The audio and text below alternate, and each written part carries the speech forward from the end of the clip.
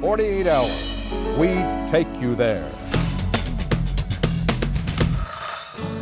Mindy and her dad were once very close. She was still Daddy's little angel. But when her parents divorced and her mother left, myself as a parent should have saved her, and I didn't. something went terribly wrong. Grab me by the neck and choke me, throw me against the wall. Mindy says she feared for her life. Were there threats? Threats every day. Then, at 16, she shot and killed her father. Oh my God, Dad, I'm sorry. A family torn apart. Andy was a strict parent, but he was not an abusive parent. Susan Spencer investigates. Is Mindy an innocent victim? He used violence to control you. What would you call this? Self-defense, pure and simple. Or is she a cold-blooded killer who should spend the rest of her life in prison? She was completely out of control. I became afraid of her. A 48 hours mystery. I hope they see through her lies. I'm not a murderer. Daddy's little girl.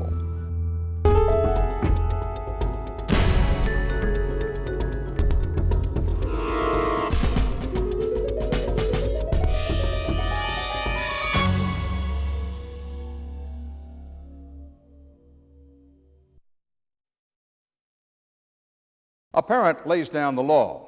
A child doesn't like it. But how far can a parent go legally to discipline a child? The challenge is figuring out what really went on between a parent and a child. And if there was behavior that crossed the line, how far is a child permitted to go in response? That is, if a parent goes too far. It is the story of one family, a family torn apart by tragedy. But in the end, you might ask yourself, could the accused be the real victim?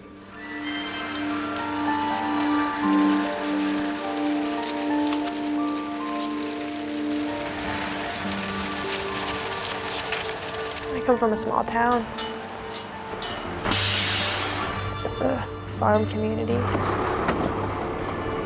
I think people think, well, you have the right to raise your child how you want. What goes on behind closed doors stays there. That's what we were always told in my family. Whatever goes on here, you better not ever tell anyone. The mystery of what really went on here in this middle-class house in Antwerp, Ohio, is at the heart of an unspeakable crime. A beloved father lies dead. His daughter, Mindy, a high school cheerleader, is in jail, awaiting trial for killing him in cold blood. I had said before, you know, out of anger, I could kill him. But I'm not a murderer. She doesn't deserve to be there. Myself as a parent should have saved her, and I didn't. So, Packing up at her Indianapolis home, we'll get up there tonight. I'll take Mindy her clothes. Mindy's mother, Shirley Bereni, is preparing for the fight of her life. Court starts tomorrow morning. She'll be taking the stand at her daughter's murder trial to explain what happened She was still Daddy's little angel there. to a father-daughter relationship that had once seemed magic. She loved him to death, and he loved her to death. Shirley met her future husband, mechanic Andy Bereni, in high school. I just turned 18, and Andy wasn't quite 17. They married just 6 weeks later, when Shirley learned she was pregnant with another man's child. You must have felt like he was rescuing you. Well, basically. But after 15 years and 3 children, the marriage fell apart. I truly believe deep down he loved us. He just didn't know how at all. Depressed and dispirited, Shirley gave up custody of teenagers Steve and Scott and of 6-year-old Mindy. He told them that I was the one that wanted to leave, that I didn't love them. Did you want to go live with your dad? Yeah, I did. It was a good life at first. It wasn't long, Mindy says, before life with the father she adored became a living hell. And he would have me go in his room with him, and he would have me massage him first. And things started then. Things started, what do you mean? Like having me touch him and telling me that, you know, no one loves me like he does. And how old were you? about 8. And when she rejected him, she says, He just started to hate me almost, I felt like. her father began abusing her emotionally. What's wrong with you? Why are you so goddamn stupid? You're a whore. You're a slut. You're never gonna amount to anything. You make me sick. Her older brothers eventually left home. Her father remarried. Mindy became a teenager and wanted her freedom. I wanted to go spend the night with my girlfriends and talk to boys on the phone. I guess I wanted to do the things that every other teenager wants to do. That's when, she says, Andy Bereni became impossibly controlling. I got a job at McDonald's, and he kept a log of the odometer. He knew exactly how many miles it was to and from my job. He searched her room and more. He recorded my phone calls. He locked up the phones when he wasn't home. If I was talking on the phone and he didn't like it, he would rip the phone out of the wall and grab me by the neck and choke me, throw me against the wall. Now 16 years It old, just kept getting worse and worse. Mindy found out she was pregnant. She would later miscarry, but she didn't know that then. How did you think this was going to play out? I thought he would kill me. On the afternoon of September 27th, 1995, Mindy came home to discover her father had searched her room again.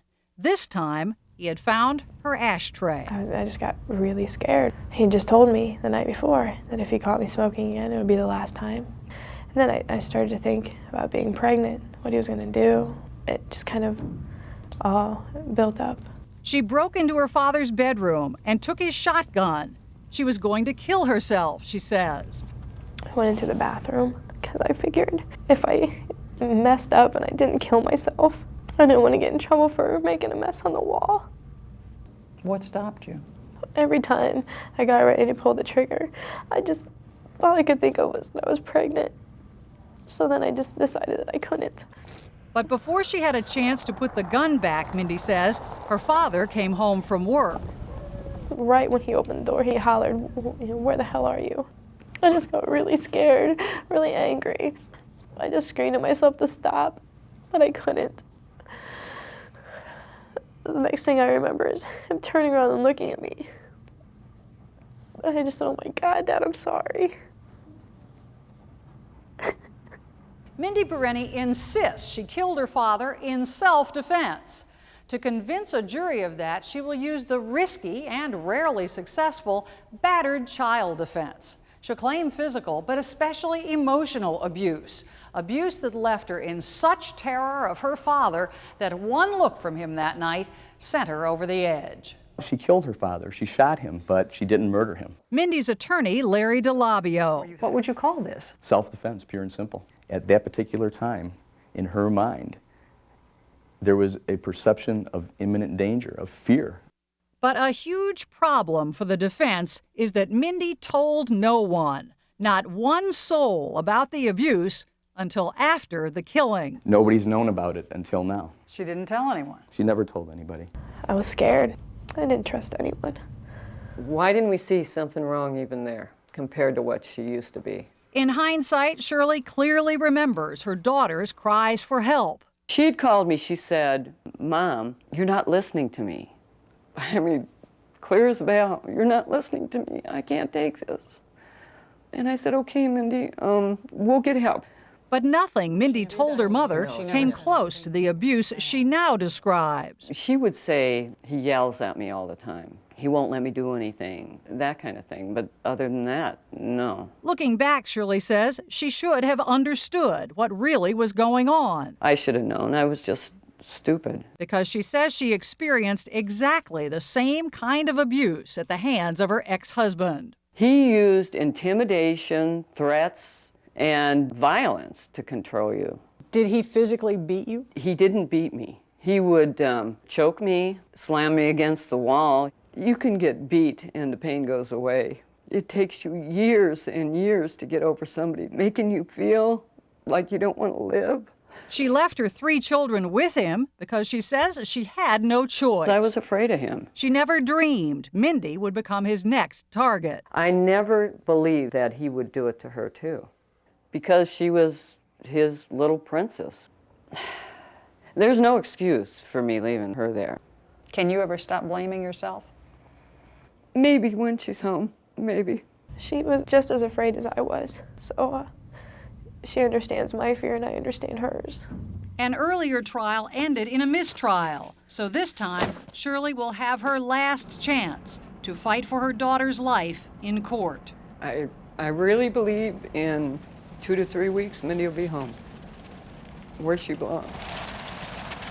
It's a heart-wrenching tale, but is any of it true? He was a great father. He wasn't a child abuser. Andy's family tells a totally different story. You see, she was just lying all the time. Running away. Of an out-of-control teenager who cut down her father in cold blood. When we come back.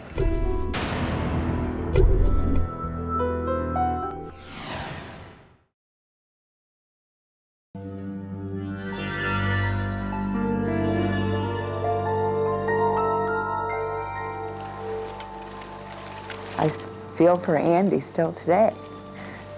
I go to the cemetery and feel like I have to apologize to him for what's happening to his name. I feel he's seeing this going on. Did he spend much time down here? Oh yeah, summertime was river life. It's been 4 years since Andy Bereni died. Andy knew where every rock was in the river. But his second wife, Joni, still cherishes every memory, with every glimpse of the river behind their house. We had a pontoon. The weekends we'd go on the pontoon. When Mindy'd go, he'd pull her on a tube, and she'd go tubing in the river. They married in 1992. Joni helped raise Mindy from the time she was 8. She was a sweet little girl. I loved her as my own. And Joni says that as the only other person actually in the house watching it all unfold, only she knows the true relationship between Mindy and Andy Bereni. He was a great father. He was not a child abuser. That is the issue here. Right, and Absolutely. that is definitely Emotional, not a true physical. statement. She says Andy was nothing like the monster Mindy and her mother described. Andy was a strict parent, but he was not an abusive parent. Lady, you ask almost 99% of the people that knew Andy, and I would bet you anything that you would not find one man that says anything against Andy. Andy's parents, Bill and Ruby, live just 2 doors away. Looks like rain coming in, don't it? And would frequently drop by the house. And here, Now, this is Mindy. What do you think of when you see this picture today? Sadness. It just reminds me of what Mindy was and what Mindy is. The sweet little girl that Mindy used to be was replaced overnight, they say, by a teenager they hardly knew. you have to realize what kind of a girl you're working with. She's not an ordinary teenager. No way. Mindy's grandparents and her aunt Linda Koss describe a 16-year-old headed for disaster. You see, she was just lying all the time. Doing drugs, running out of the house, running away. Stealing his car. And a father desperately trying to save her. He was protecting her from the consequences of her own actions. That's the reason, Joni says, for the strict rules Andy imposed on his daughter. She says he locked up the phones. Yes, he did do that. She was calling friends in Indianapolis and making arrangements to run away. Check the odometer on the car. And yes, he did that after she had skipped work one day. Go through her room, looking for things. He would look for cigarettes. He didn't like her smoking.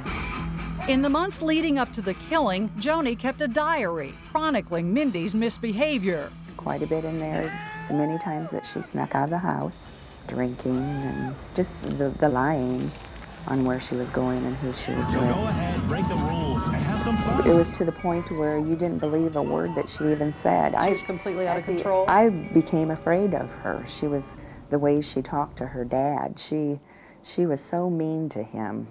It was just tearing his heart apart. Yet in all those years, Joni says, she only saw Andy lose his temper once. She called him a very bad name, which he flew hot and he grabbed her by the throat. But that was the only time that he ever touched her. And as far as emotional abuse, in terms of calling her names, belittling her, telling her she was worth nothing? That was not true. As for any sexual abuse, did she tell you any of that? No, and I do not believe it. Joni, your testimony in this is so important because there were just the two of you in that house. Right. The jury is going to look at this and determine that one or the other of you is lying. Right. And it's her. It was Joni who walked in on a distraught Mindy that night. I walked into Mindy with a gun to her head. The first thing she said was, "I shot Dad, he's dead." She says her first thought was to get the gun out of Mindy's hand. I convinced her to go out in the kitchen and sit down and smoke a cigarette. Andy's body lay just a few feet away. Did you realize he was dead? There was twice I had seen him. The first time I seen the pool of blood, and then the next time he hadn't moved, so yeah, I knew then. She finally got Mindy into the car, unarmed, and drove to the sheriff's department where Mindy tearfully confessed. I just told him and I was sitting in the gun and I shot it. And I ran over and I found him. And I told him how much I loved him and not to worry because I was going to go with him. The next day, Ruby Bereni did something perhaps only a mother could do. She cleaned up her son's blood. It was the by last thing herself. I could do for him. Not to have strangers in here, but for me to do that. Now, the close-knit family that once counted Mindy among its own will face off against her in court, convinced that this was murder, pure and simple. Do you believe that she actually sat down and planned it ahead of time? Oh, sure. I think she planned it. I absolutely think she knew what she was going to do. She shows no remorse. You can't be sorry and tell lies at the same time. For her to murder him and then come back and do this, like murdering him a second time, it's hard. Mindy's trial is next.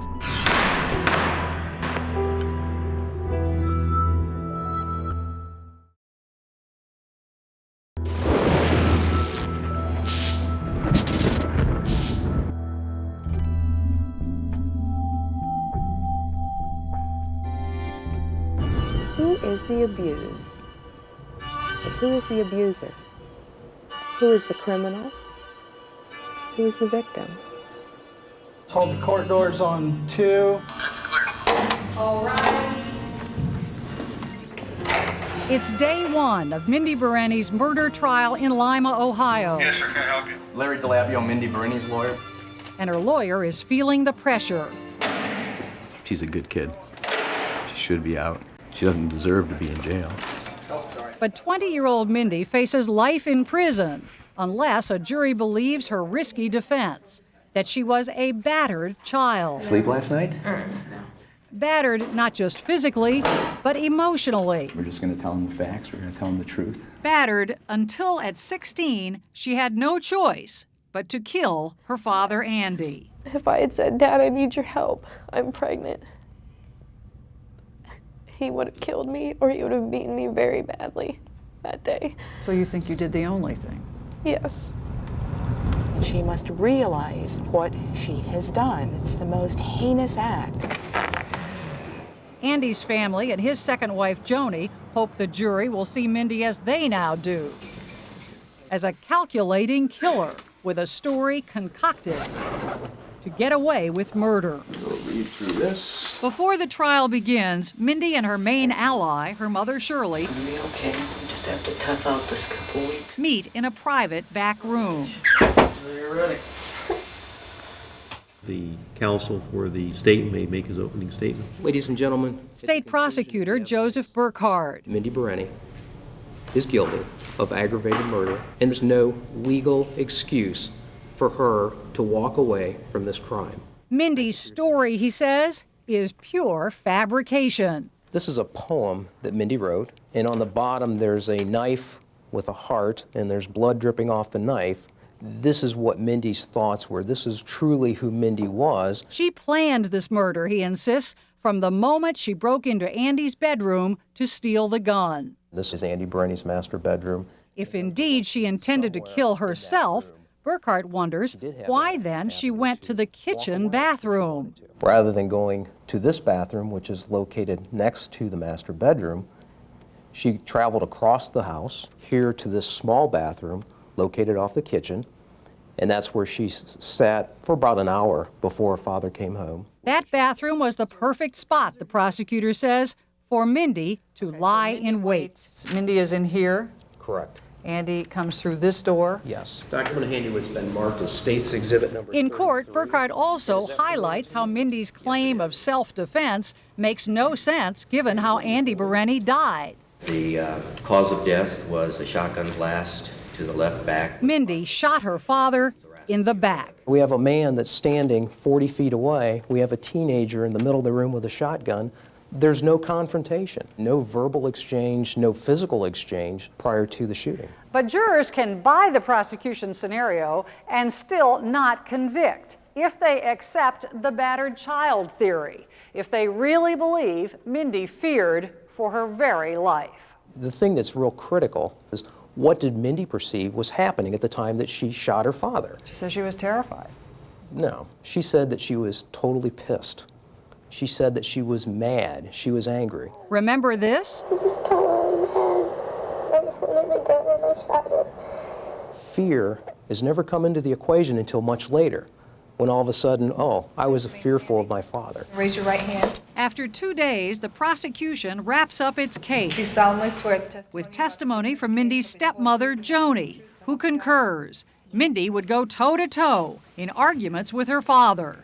The defense has a lot of work ahead. Burkhardt said he wanted to argue it. Hopefully we can show that Andy was the aggressor, that Andy created the confrontation. Hopefully the jury will see that.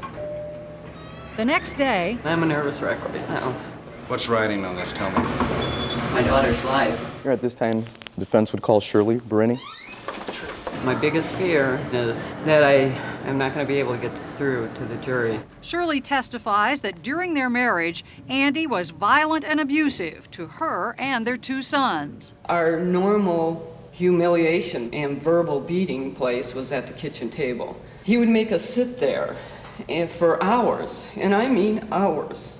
But he never turned his wrath on Mindy.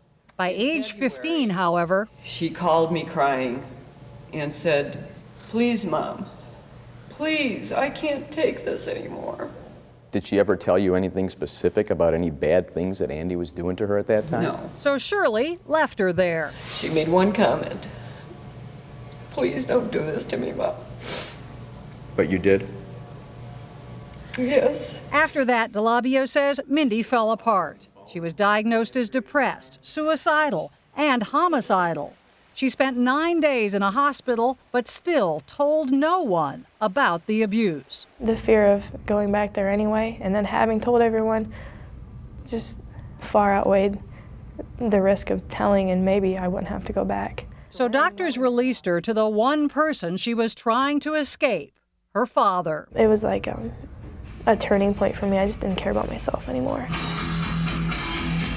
That's when, DeLabio says, her drinking and drug use escalated, and she was running away. The last time I tried to run away is when social services became involved.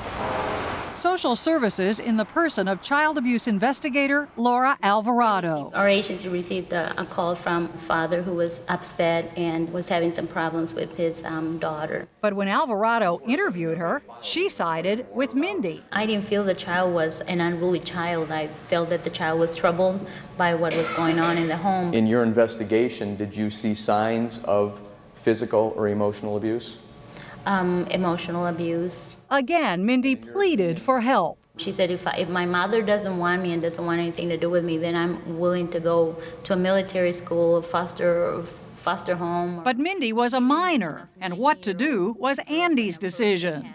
A week before the killing, when Alvarado saw Mindy for the last time, she just didn't open up as much, and it was like she had just given up and she was not disclosing anymore. Thank you very much. I have no further questions. Because, says DeLabio, Mindy by then had given up hope. As he heads out to the jail 2 nights later, Big day, important day tomorrow. he must make sure she doesn't lose hope again. Mindy's credibility is going to be big tomorrow. It's going to mean a lot. The jury sees her. Mindy will testify tomorrow. I have nothing to lie about.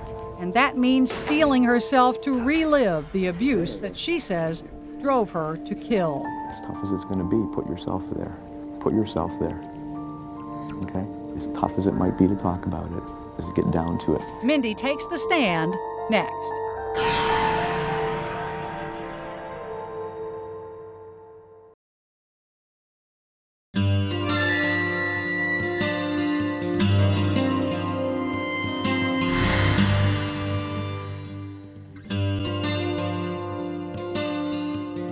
When Mindy Bereni, at 16, first faced justice for killing her father, she agreed to a plea bargain.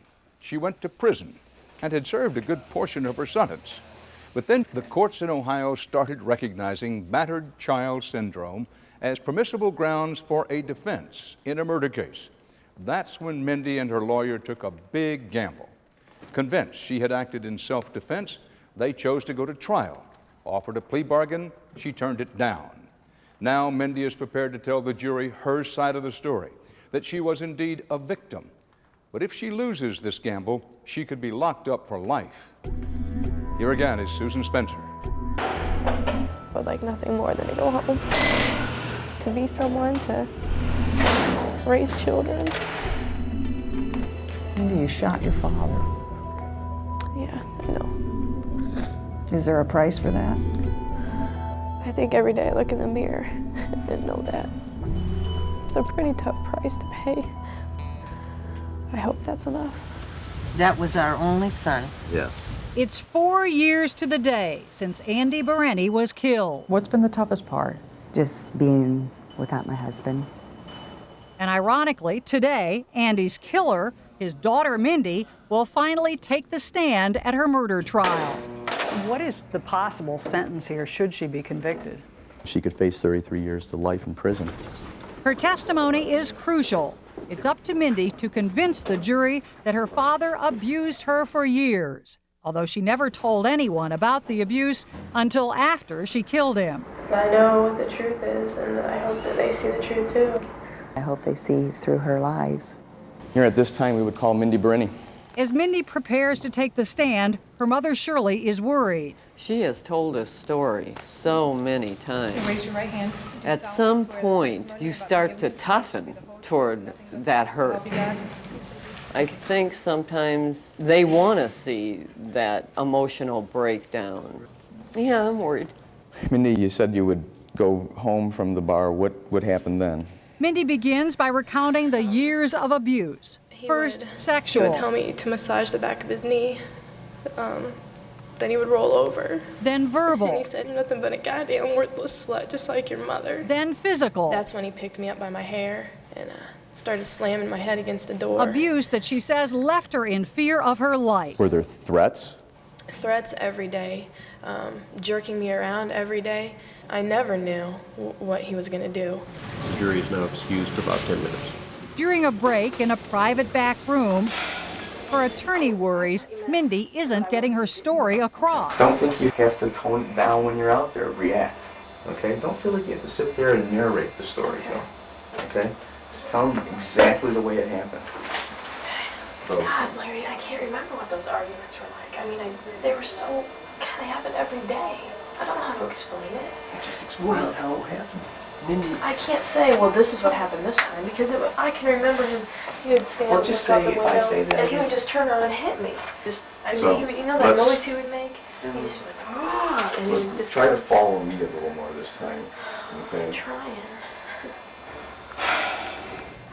Okay, you picked up the gun and then you walked over to the bathroom, which is marked C on State's Exhibit 1, correct? During cross-examination, Prosecutor Burkhardt reminds the jury that on the day of the murder, Mindy went out of her way to get to the kitchen bathroom. Why didn't you go to the bathroom that was right next to the bedroom? Because I got into the shower, because I figured it'd be easier to clean up. And although Mindy claims she killed her father in Now, self-defense, just approximately how far away from your father are you? About this far? he was 40 feet away from her Probably a little bit farther. when she shot him in the back. And you used this 12-gauge shotgun to shoot your father in the back, didn't you? Yeah. I have no other questions. Before she gets off the stand, Larry gets one more chance to question Mindy. Mr. Burkhardt showed you a number of drawings that you have. You said that that's a heart with a knife going through it. Right. What did that represent? I felt like my heart was broken. I just felt a lot of pain. The pain of an abused child, intent on committing suicide that day. But every time I got ready to do it, I couldn't because I knew I was pregnant, and I didn't want to kill my baby too. She spends 6 grueling hours on the stand. You did fine, baby. You did fine. They believe you. Yes, they do believe you. What do you think? We're done with you. It's gonna be good. It's just no. It's just gonna be, it's just gonna be how they're gonna listen to all those things and how they're gonna interpret all those things. You did a fine job. Okay, you did the best you could. You did all that you could. Okay. You don't think it went good? I think it went fine. No, you don't. You can tell me the truth. I think If you think it went bad, I want you to tell me. I'd rather prepare for the worst. No, look, if I thought it went bad, I would say it went bad. Okay. If You certainly don't think it went great. no, I don't think it went great. But one unexpected observer was moved by her testimony. Jill Harris, a juror from Mindy's first murder trial, has driven miles to be here. I just felt that I connected with her some way and I should be there just to show support that someone cares. The first jury's deliberations were tense. We did a lot of screaming, a lot of crying, a lot of walking the floor. An anonymous call to a juror forced a mistrial, but not before the jury came to its own conclusion about Mindy. Did your jury believe her story? Most of us, yeah. I believed that she did suffer from depression and battered child syndrome. And the first vote was leaning in her favor. 7 of us wanted acquittal. Really? Yes. Counsel for the defendant recalls next witness. Concluding his case, Larry DeLabio calls psychiatrist Dr. Kathleen Quinn. She was profoundly depressed. She says Mindy clearly showed signs of post-traumatic stress. Just the hearing of his footstep or hearing him crack open a beer would make her feel scared about the next confrontation. On that fateful day, her fears intensified. He had searched her room again. She was pregnant. Her father didn't know that. She had taken a gun out of his room. Did Mindy Brenny perceive that she was in danger of suffering imminent death or great bodily harm at the hands of her father the day that she shot him? Yes, she did. Thank you very much, Doctor. I have no further questions. In rebuttal, the prosecutor calls his own expert, Dr. Barbara McIntyre. Did you see Mindy Brenning being fearful of her father? No, I did not. This was a young woman who consistently defied her father, swore at him, called him names, threatened to kill him. Her diagnosis? Ms. Brenny did not meet the criteria to be considered as suffering from battered child syndrome. But the prosecutor has saved his most damaging witnesses for last. The only other people who knew what it was like to grow up in that house. All my life, I saw them experience it. We talked about it. Your Honor, we would next call Steve Brenning. Mindy's brothers, Steve and Scott. Do solemnly swear the testimony you're about to give in this case shall be the whole. They refuse to have their testimony taped, I do. but they say that no abuse took place. They said it didn't happen, but neither one of them would look me in the eye. When you're dealing with a situation like that in a close family and a close-knit community, you deny abuse. I'll have a real tough time forgiving them for this. Real tough time. The verdict, when 48 hours returns.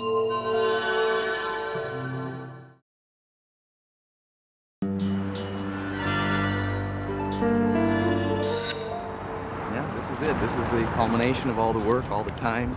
2 weeks after Mindy Brenny's murder trial began, it's time for the jury to decide her fate. So beautiful. Okay, let's do it. To the end of this. Okay. And get on with things. Okay.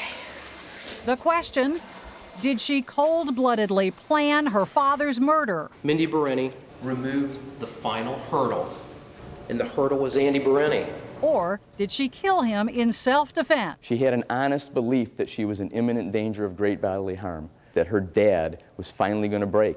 After years of abuse. You have the ability, ladies and gentlemen, to send Mindy back to her mother.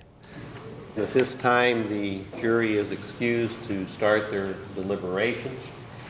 While the jury deliberates, You did a wonderful job. Hey, you guys helped me, man. Oh, God. Mindy is returned to her cell. I think she's coming home. That's what I think. But it's a huge gamble. By choosing not to accept a plea agreement, she could be convicted of aggravated murder. Mindy is being tried as an adult, so a guilty verdict could mean life. By contrast, if the jury buys her story, she could simply walk out of here. For now, all anyone can do is wait.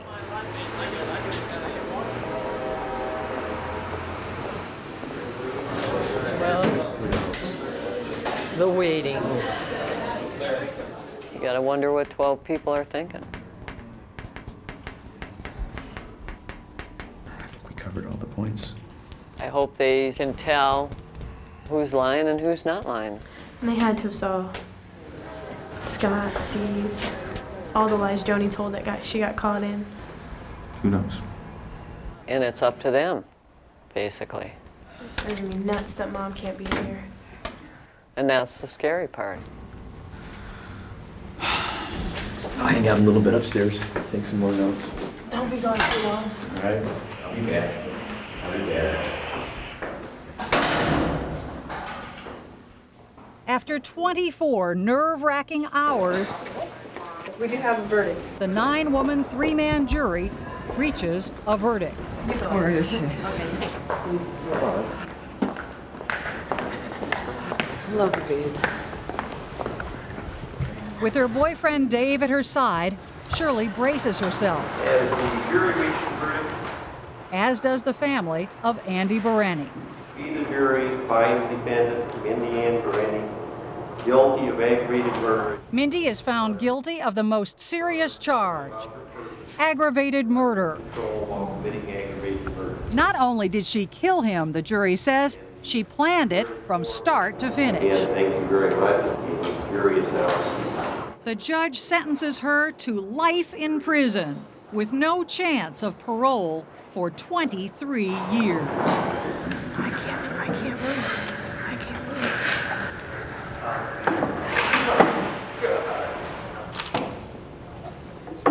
It's all too much for Larry DeLabio.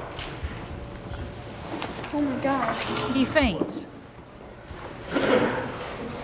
And Mindy, barely able to stand herself, is led away.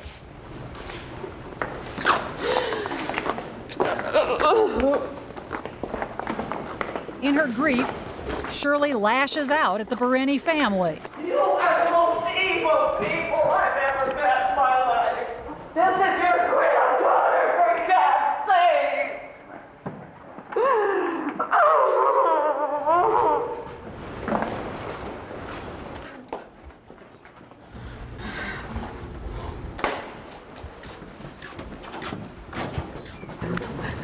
I never expected.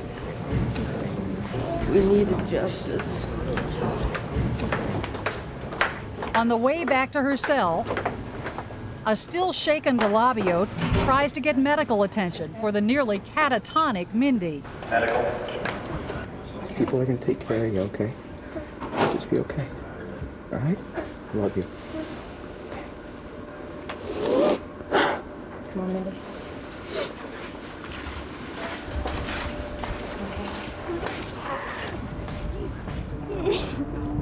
She's the one suffering because of my mistakes. And that's what's wrong about it. We'll be back in a moment.